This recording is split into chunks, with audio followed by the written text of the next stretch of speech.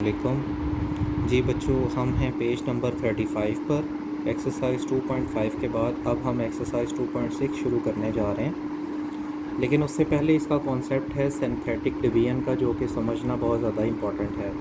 यहाँ एक्सरसाइज 2.5 के बिल्कुल नीचे आपको सिंथेटिक डिवीजन का कॉन्सेप्ट भी दिया गया है और डेफिनेशन भी मौजूद है। ये डेफिनेशन सबसे पहले हाईलाइट कर लीजिए, एक बार मैं आपको पढ़ा भी देता हूँ कि synthetic division is the process of finding the quotient and remainder when a polynomial is divided by a linear polynomial. In fact synthetic division is simply a shortcut of long division method. ये बच्चों बिल्कुल same to same इसी तरह है। अगर मैं इसकी example देखूँ कि सिंथेटिक डिवीजन, उसने कहा जी divide the polynomial by x-2। इससे हमें डिवाइड करना है इस पॉलिनोमियल को। इसको हमने लीनियर, यहाँ पर एक वर्ड हुआ था लीनियर पॉलिनोमियल, क्योंकि हमने इसे लीनियर पॉलिनोमियल से डिवाइड करना है। x की पावर यहाँ पर 1 है, इसलिए इसको, अगर एक मेथड था हमारे पास, जैसा कि आप सबको पता होगा कि हम इसके अंदर वैल्यू पुट कर दिया करते थे x-2 is equal to 0, x बराबर हो गया 2 के। यहाँ पर पॉलिनोमियल में 2 लगाया और पूरी की पूरी इक्वेशन में जहाँ जहाँ x है वहाँ वहाँ 2 लगाकर हमारा आंसर 0 आता है। तो ये चीज़ थी, यानी यही वाली चीज़ थी, यानी कि जैसे हम उसको 0 के इक्वल रिमाइंडर को ला रहे थे और हम कहते थे इसका फैक्टर है, अगर 0 नहीं आता था हम कहते थे फैक्टर नहीं है। अब वही काम हम एक नई डिवीजन के मेथड में सॉल्व करने लगे हैं, जबकि इससे पहले हम उसको इक्वेशन की फॉर्म में पुटिंग करके उसके बाद उसको फीडिंग के बाद हम प्रोसीजर से निकाला करते थे रिमाइंडर को या आंसर को। अब देखिए आप यहाँ पर क्या किया जा रहा है, x-2 इज़ इक्वल टू 0 है, तो x इज़ इक्वल टू 2 हमारे पास जो है उसका आंसर आया। हमने यहाँ पर 2 लिया। ऐसे सिंथेटिक डिवीजन की लाइंस हमने लगानी है। तो पहला डिजिट था, यहाँ पर देखें 5x की पावर 4 है, x की पावर क्यूब है, आगे x की पावर स्क्वायर नहीं है, उसकी जगह पर हमने यहाँ पर 0 लगा दिया। यानी ये जो 5 था ये आ गया है, ये यहाँ पर जो 1 था वो ये आ गया है, एक्स स्क्वायर की कोई वैल्यू नहीं थी इसलिए 0 आ गया है, और यहाँ पर x के साथ -3 है, आगे -3 लिख दिया गया है। मेरी बात को गौर से सुनते जाइएगा और फॉलो कीजिएगा। और उसके बाद हमारे पास क्वोशंट में कुछ भी नहीं है, आगे जो कांस्टेंट है, कांस्टेंट में कुछ भी नहीं है, वो भी 0 आ गया। देखें 5, 1 और -3 यही वाले हैं जो हमने यहाँ से निकाले हैं, इक्वेशन में तरतीब से लगा देने हैं। उसके बाद x हमारे पास आया था बराबर, देखें x-2 इज़ इक्वल टू 0, तो x बराबर किसके आ जाता है 2 के। ये x2 है, यानी कि ये 2 को लेंगे। पहली बार में हम इसी को नीचे लेकर आते हैं। सिंथेटिक डिवीजन का रूल है ये कोई रट्टा नहीं है, ये कोई और चीज़ नहीं है, कुछ भी नहीं है। सिंथेटिक डिवीजन का सिंपली ये रूल है कि जो पहले वाला डिजिट है वो सिंपल नीचे आ जाना है। जब ये नीचे आया तो 2 5 10 ऐसे मल्टीप्लाई करना है। 2 5 10, जो आता जाएगा लिखते जाएगा। 10 और 1 कितने होते हैं 11, ये लिख दिया। 2 11 22, ये आ गया। 22 + 0 22 ही होते हैं। उसके बाद 22 2 44, 44 में से 3 निकालें 41, 41 2 हर डिजिट को ऐसे मल्टीप्लाई करवाते चले जाएँ आप। ये देखें 82, तो 0 + 82 82, 82 हमारे पास क्या है, रिमाइंडर आया है। इसको कैपिटल R से आप हाईलाइट कर दें। अब अगर मैं नई इक्वेशन बनाऊंगा उसको बोलूँगा डिप्रेस्ड इक्वेशन। इक्वेशन कैसे बनेगी, इस तरफ से लिखना शुरू करेंगे आप। सबसे पहले आप लिख देंगे 41, फिर आप क्या करेंगे, यहाँ पर आप लिखेंगे 22, फिर आप क्या करेंगे, आप यहाँ पर लिखेंगे 11 साइंस के साथ ख्याल रखते हुए, फिर आप क्या लिखेंगे, यहाँ पर लिख देंगे 5। अच्छा, अब पहला तो कांस्टेंट होता है, अगले वाले में डिग्री क्या होती है x की 1, यानी x अकेला। अब आगे x स्क्वायर और यहाँ पर x क्यूब। ये क्या हुआ, टूट गया। 5x पावर क्या थी 4 थी, क्या थी पावर 5x की 4 थी, और अब क्या रह गई 5x की पावर 3, 11x स्क्वायर, यानी 4 से रिड्यूस होके अब हमारे डिप्रेस्ड इक्वेशन क्या बनी, पावर 3 हो गई, 11x स्क्वायर आ गया, 22x आ गया, और 41 इज इक्वल टू ये 0। ये डिप्रेस्ड इक्वेशन है।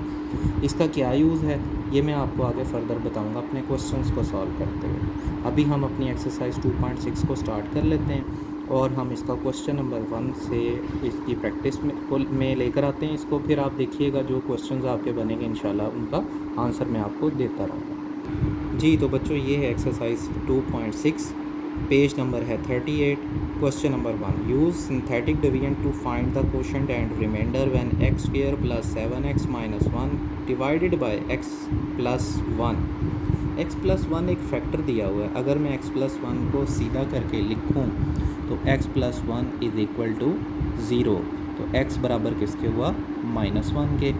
सिंपली इसको इसी तरह से मैं लिखता जा रहा हूँ 1 7 ये -1, और ऐसे आपने लाइंस लगानी हैं एक डिजिट का स्पेस छोड़ने के बाद। देखिए मैंने थर्ड लाइन को यूज़ किया और हमारे पास x की वैल्यू क्या थी, -1 से डिवाइड करना शुरू करें। इसको 1 को नीचे ले आए, सिंपल पहला स्टेप है। मैंने आपको बताया एरो में हमेशा जैसे एग्जांपल की है सब चीज़ों ने नीचे आना है, जो भी फर्स्ट प्लेस पे पड़ी हुई होगी वो नीचे आ जाएगी। 1 1 ज़र -1, 7 में से माइनस किया 6, 6 1 ज़र -6, -1 और -6 -7। रिमाइंडर हमारे पास क्या आ गया जिसको r से रिप्रेजेंट करना है, -7। डिप्रेस्ड इक्वेशन क्या बनी, मैंने आपको बताया था कि ऐसे लिखना शुरू करना है आखिरी डिजिट से, यानी ये तो डिजिट को हमने देखना ही नहीं है ना, जो उससे पहले बने हुए होंगे 6 और उसके बाद 1।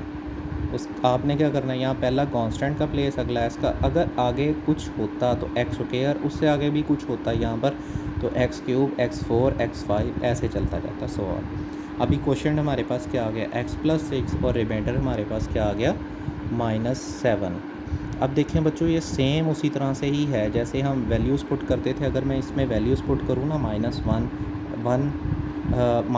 का स्क्वायर 1 आ गया, +7 -1।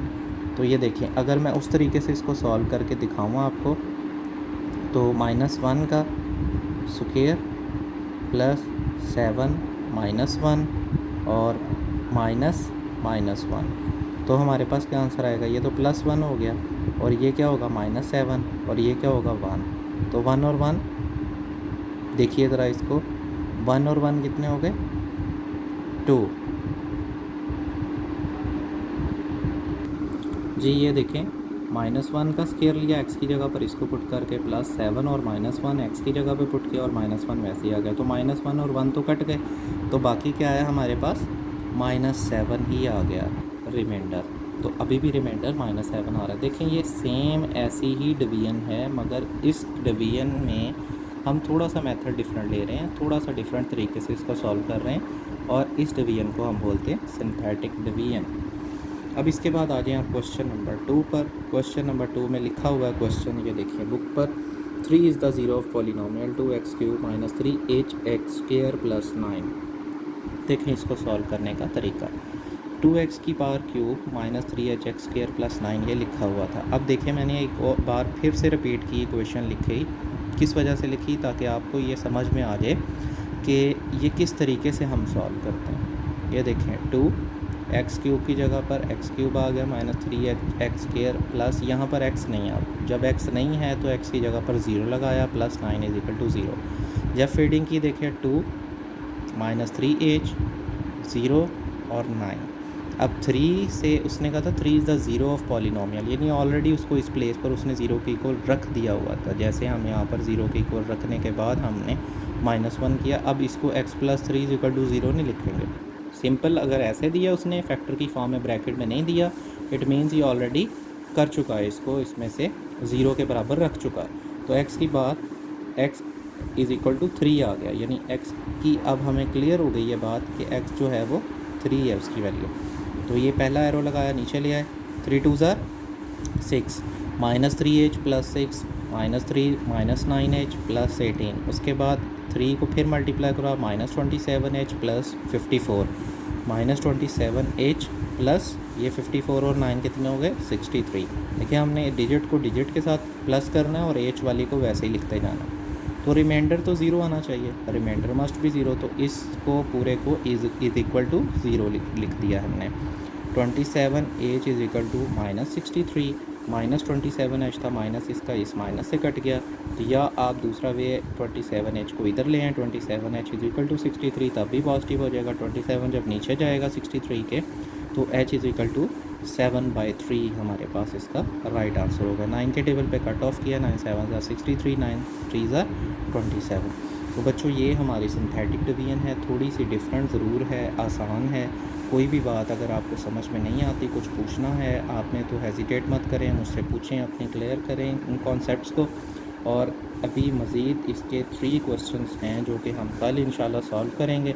उनमें भी यही कॉन्सेप्ट यूज़ हुए हैं। जो मिसिंग पार्ट्स हैं बच्चों आप वो घर पर कर लीजिए, ताकि आपका जो है वो वर्क लोड ज़्यादा ना हो।